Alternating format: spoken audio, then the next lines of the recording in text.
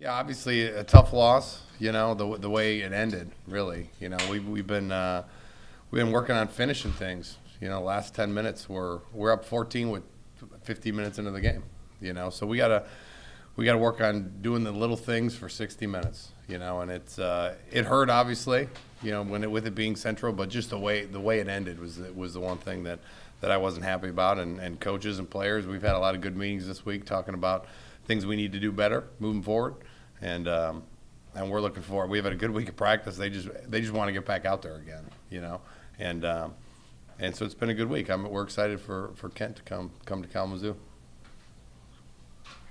It was kind of a double whammy, obviously losing to your arch rival, but also unofficially losing a chance to probably repeat as MAC West champs. How did you feel the guys have taken that? Yeah, well, we don't have a lot of quit in that part of it. I mean, it's as far as we're not in control by any means, but until the door is shut, it can be open that much, what I mean? And you focus on that part of it. We haven't talked a ton about that. The good thing is we get to play the 1 and 2 team that are in our division still. So we've gone through the scenarios of things that can happen. I want to make sure they're clear on what can and can't happen. But we've spent most of our time addressing the 10 minutes, what I mean, and what we did and what we all can do better, But we've addressed that the chances have narrowed, what I mean. But that still doesn't affect the way that we need to play this week to fix the things that we didn't get taken care of last week. Do you guys talk about things like bowl eligibility, or is that just a part of the process? Yeah, we talk about getting six. This week. We talked about that shortly. Just brought it up on a line on a PowerPoint. We talked a lot about the seniors this week. And I put their faces up there a ton and talked about how we want to send them out. And but those are the two things that we hit on today. We've spent most of the time talking about finishing. What I mean, and having meetings and talk, being open and honest about all the good and the bad and the things we need to do better to move forward, and it's a great group as far as taking ownership in mistakes and coaches too. So it's been a healthy week. Coach, we could be 3-6, but we could just as easily be 7-2. Yeah. I lay awake at night thinking Yeah. that. Yeah. Do you? Yeah. It's I don't. Were that Akron loss and the Yeah. Central back? There's no doubt. And then you look at the Eastern one and the Buffalo one. You know what I mean? And but I truly believe that is in championship football. You're gonna win close. You have to win close games. Yeah. I mean, you watch Clemson play. You watch Ohio State play. You watch Penn State and Georgia, Alabama. You're gonna win a ton of games by three points. And last year was a very unique year in that eight games in a row in conference we were up 21 in the fourth quarter. So that's just a very unique thing that's not normal. Most teams you're going to have to play a lot of close games, and we've talked about how those games always the two we lost could have came our way, and the couple that we've won could have gone the other way. And focused on what we could have done better to not be in that situation. Because that's if we want to be a team that can win a MAC West championship again and again and again and again, we're going to have years that we're going to have to win 4, 5, 6 games like that. And just to put it in their head, that they understand that that's the kind of team we have to be come the last 10 minutes of a game, and that's really what our focus has been on. You had to play the rain again. It seems like that's happened a lot. Not fair then to evaluate the passing game as if it would have been a 70-degree and sunny day. And I know that you guys are running the ball, so when you're running it that well, you're not necessarily worried about passing it. Mm-hmm. How has Reese come along? Is there that need to get better in that area? No question. I mean, I know he feels horrible about the way he played. It's hard. I find it hard to evaluate it in a pouring rainstorm for 4 hours. It's tough. I thought he did some things well. I thought he missed some things, obviously. He missed a couple of reads, did a couple freshman things. I thought the game was happening pretty fast for him. He's going through his drop really fast, which is never a good sign. I just kept trying to calm him down and slow his feet down. And, and it'll only get better as we go. My proudest moment was, 4th and 15. He stepped up and threw a strike in about as big of a situation as you could be, and unfortunately we didn't come down with it. But his last 2 passes were right on the money, which I was proud of him for. So it's really hard to evaluate that part. We all knew it was going to be a tough situation for the true freshman, and then the rain added to that. But I was proud of his fight. He never lost his composure. He came to the sideline, was able to have a conversation, and he's had a good week of practice this week. And the game will slow down for him every time he steps on the football field. And I'm looking forward to that happening. The way you were running the ball the first 30 minutes, particularly the first 15 minutes, what was Central able to do to take that away from you in the second half? Because you were so dominant. Yeah, not a ton. We still, even on Jar's fumble late. I mean, he had gained 13 yards before he fumbled. You know what I mean? So it wasn't like they were able to just cut it off. You know what I mean? And we had 2 guys go down, 2 more. Jamari is out for the season, and so's Tuck. So that's 15 guys now that we have out. So it's one of those years, and so Jarv had to run it at the end. I mean, he was the guy, and we got Falcon warmed up on the sideline, and never really, we didn't put him in. He'll play a ton this week, obviously. So we really, it came down to one guy running the ball, and like I said, I thought we ran the ball fairly well, and I didn't see anything they did differently late, other than we turned it over and then they kept holding on to the ball. We didn't have as many plays later in the game because we didn't touch the ball nearly as much in the second half as we did in the first. But there was no schematical change to what they were doing later than earlier. I mean, even the first play of the 2-minute drill was a 15-yard run. You know what I mean? So I know Jarv, after the fumble, he did have one drive where he was tiptoeing a little bit.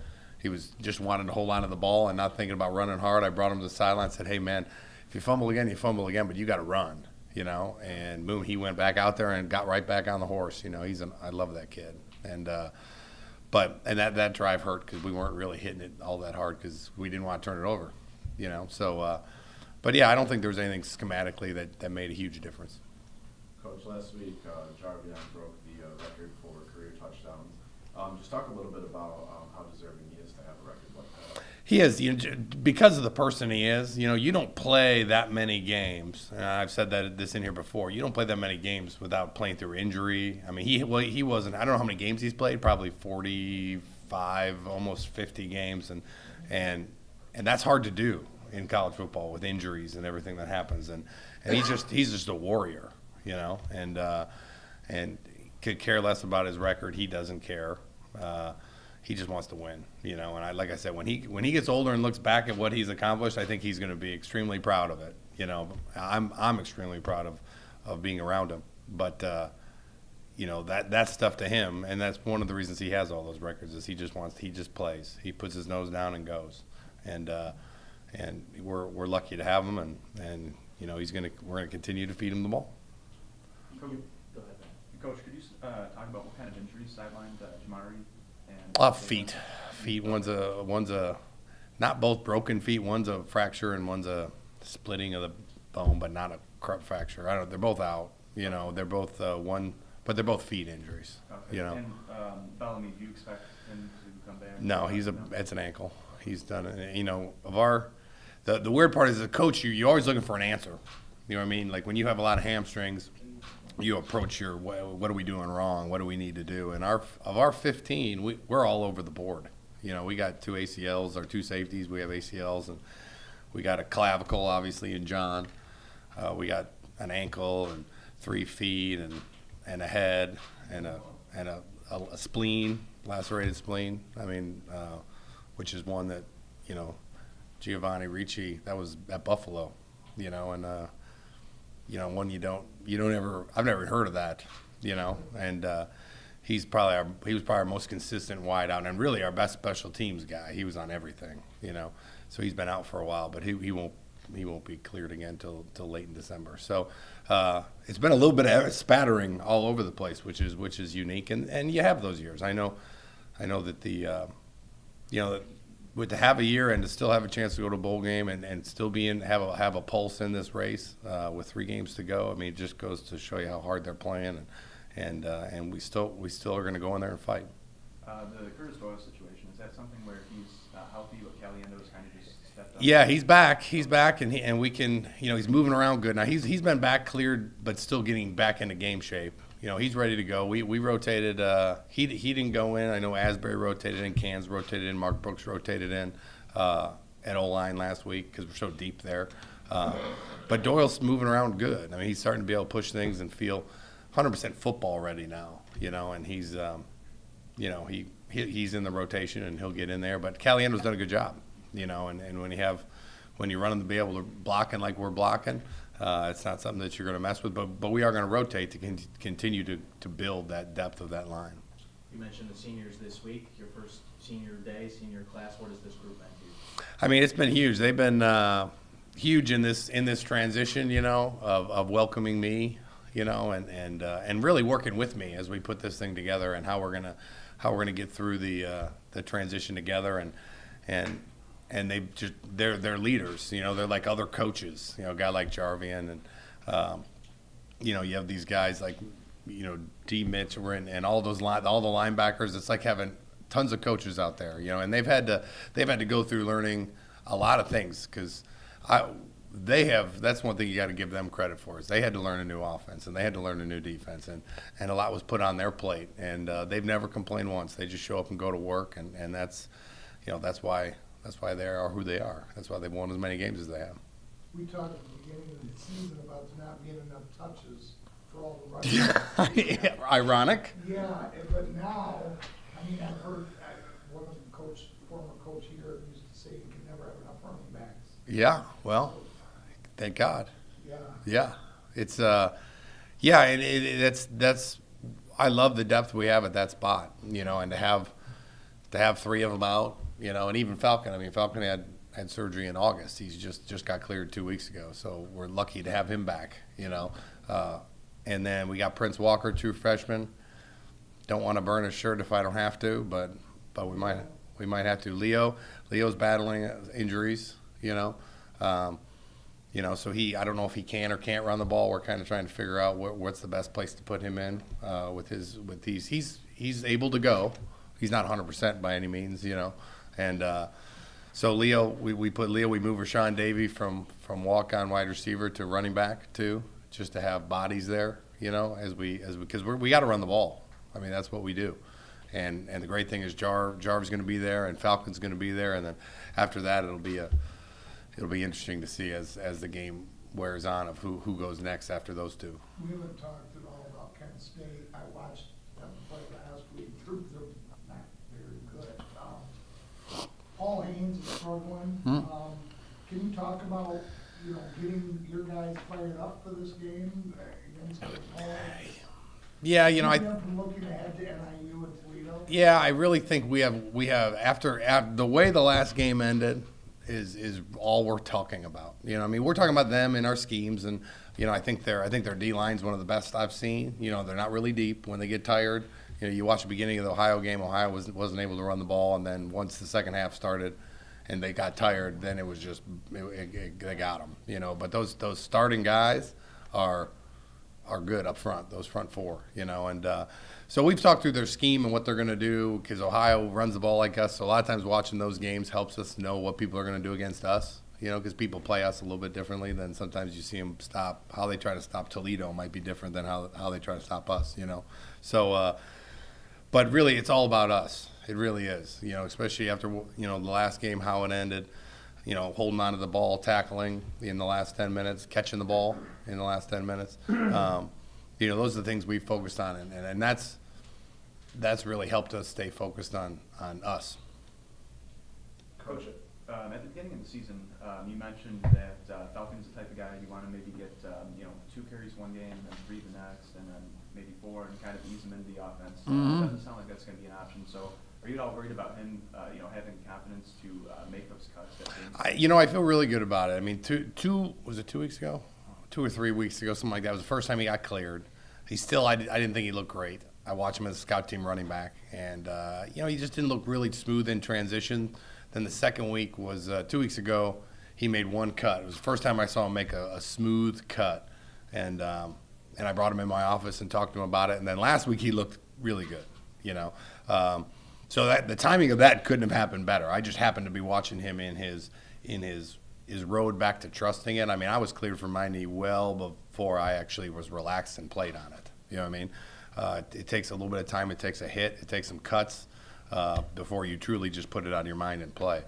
And last week was really the first week that he was moving around like I've never seen him move, And he's had a great week of practice this week, So I think the timing of that is as bad as, losing two running backs and having 15 people out is the timing for him worked out fairly good. That he looks really good. I'm looking forward to watching him out there. Coach, as you mentioned, Wednesday is senior night. Already their last game at Waldo Stadium. How are the seniors feeling about playing their last home game? I'm sure it's a bittersweet thing. You know what I mean? I've talked to them a lot about it because I remember mine. And because that place is special to them. And it's something that they're going to remember. I remember mine was Marshall. That was my last game there, and just the feeling, because you just have so much respect for the students in the town and everybody that's come out and supported you at that place, and it's going to mean a lot, and it should mean a lot, and it means a lot to the guys on our team that need to go out there and play the right way for those guys so they can end it the right way. We just want to focus on 60 minutes instead of 50 minutes. That's the one biggest thing that we all wanted to preach. Change, toughness, make sure everyone has it. Details, everything, every little thing we need to focus on and make a change to. We work to do it this week. You knew you guys let it slip away last week. How much of a gut punch was it when you watched film and when it kind of set in that what seemed like a sure victory kind of got away in the last 10 minutes? It probably gut punched me when they were taking knees, like right when they're winning the game, at the end of the game. I think it hit all of us, especially as the defenses were out there, to have the lead with 10 minutes left and let it slip away and stuff like that. Even if our offense, we can't say anything about them because we had the lead. And for us to let that go, we took it personally as a defense, as a team. So, we had gut check time as soon as the game ended. Has there been a lot of talk among the senior group about what Wednesday means with the last home game at Waldo? No, not as far as senior night. It's another game for us to come into work and to go close to our goals. I feel like that's the biggest thing about this senior class is that we stay focused. No matter what, it's a lot of us. It's a lot of seniors, and that's a lot of people talking. And with that, you just make sure everyone's still focused on their game, make sure everyone's ready for this next game, prepared. There's no time to think about senior night or what this last game means to us. It just means another step closer to our goal, what we can accomplish for our team. Well, realistically, defending the MAC championship is probably out of the picture. Winning these last 3 games would certainly go a long way in getting into a good bowl game, et cetera. So really the season's still in front of you. How does that play into your mindset? We didn't take any steps back. I feel like as a team, it just this loss helped us refocus and just know that yes, there is only 3 more games coming up left, and even if we can't reach the MAC championship, we're going to do everything we can to win these next 3 games, and this next one is Kent State, and that's all we need to focus on for right now. Caleb, you were in Coach Lexford's recruiting class in 2013. Obviously, you've kind of seen the ups and the downs at Western Michigan. Just kind of talk about 5 years at Western Michigan and looking back on your career. Yeah, it's been a long 5 years. I probably the best thing that will come out of my mouth is the road to 500. It's been a long way coming. Still a long way to go, it feels like. But 1-11 8-5, 8-5, and 13. It's been a wild ride, ups and downs, like you said. And it's probably one thing I would like to comes to my head is grit, from coming from all the way to that to now and what we've accomplished.